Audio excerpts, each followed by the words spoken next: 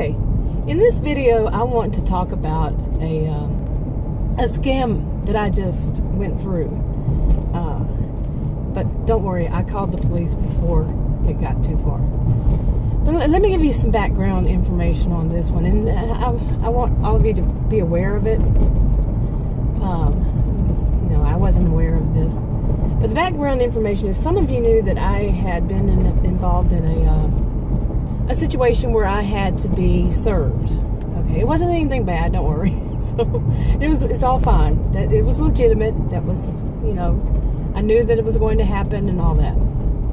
And so that was over with. I don't even know how long ago that was. Maybe a couple months ago, or a month or two. I don't even know. I could be lying. But anyway, so that was on my mind. And yesterday, the other people involved, I texted all of them and said, have they ever heard anything more additional from that?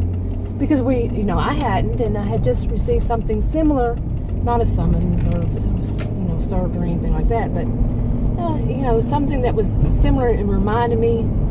So I texted them, and one said, only two answered, and they both said no. So it was fresh on my mind, in other words.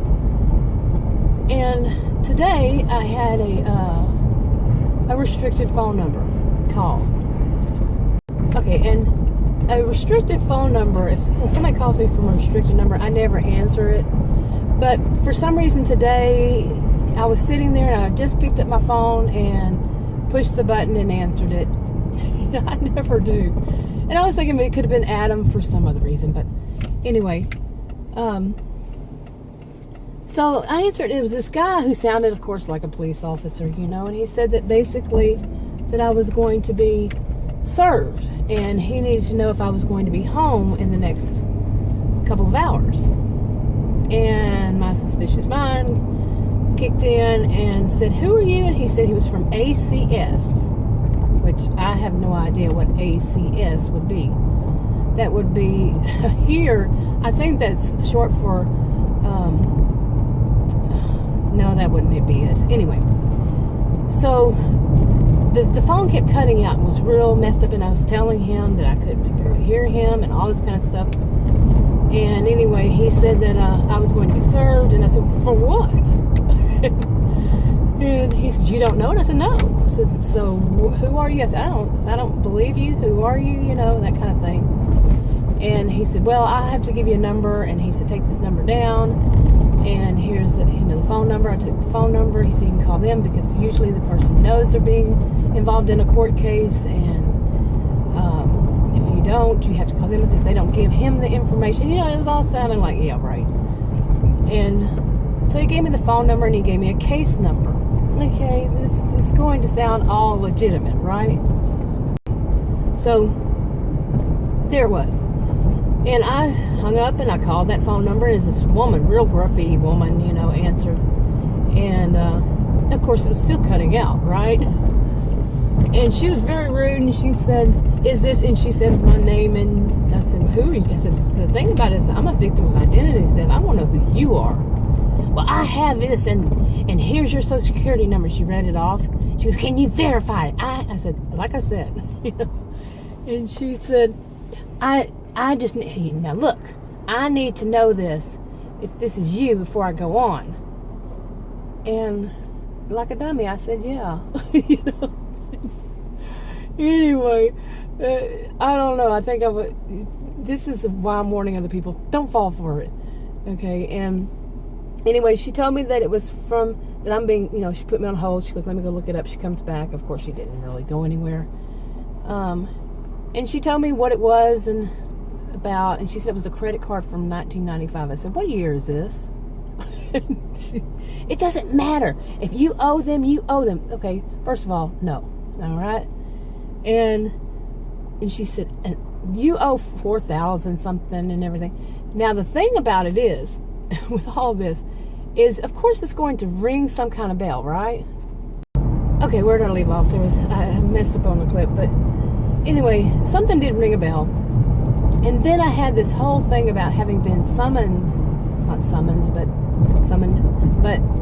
served on my mind as it was, So it was really, really weird timing, right?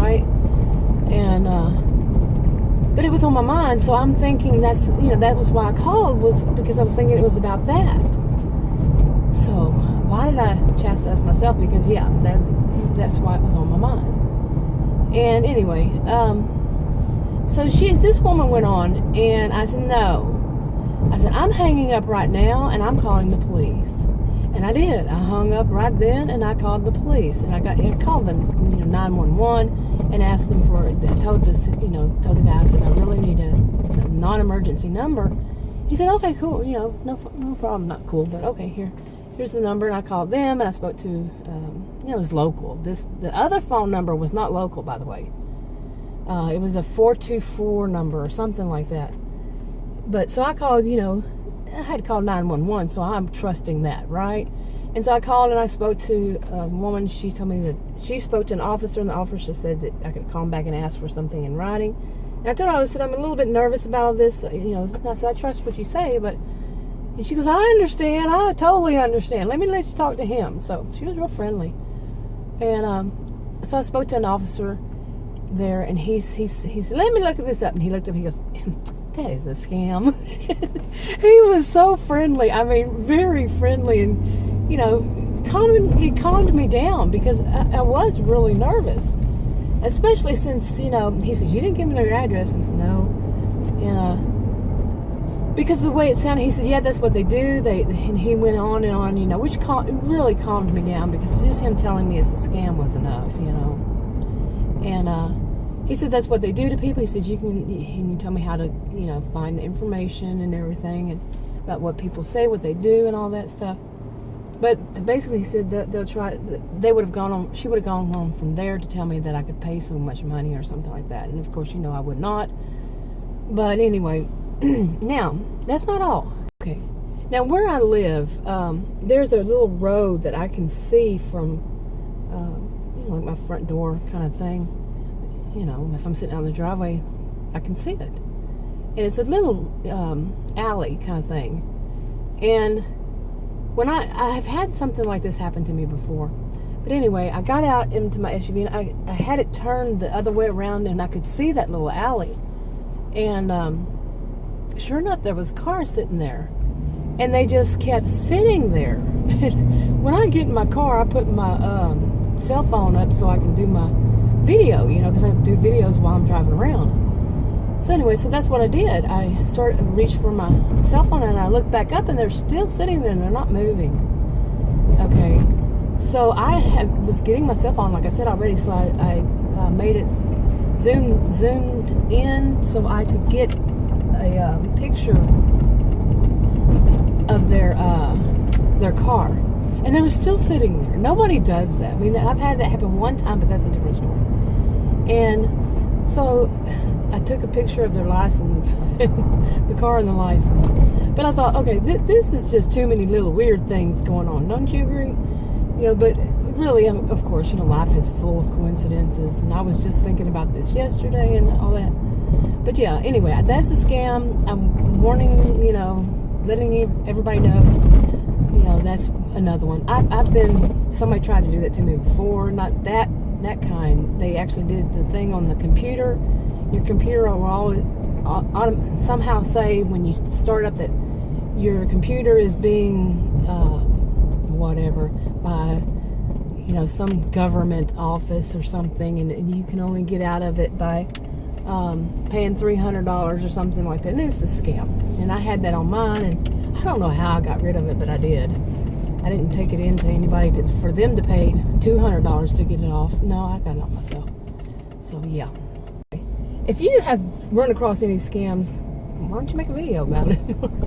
Or leave a comment below. Yeah, let us know. That was something else, let me tell you.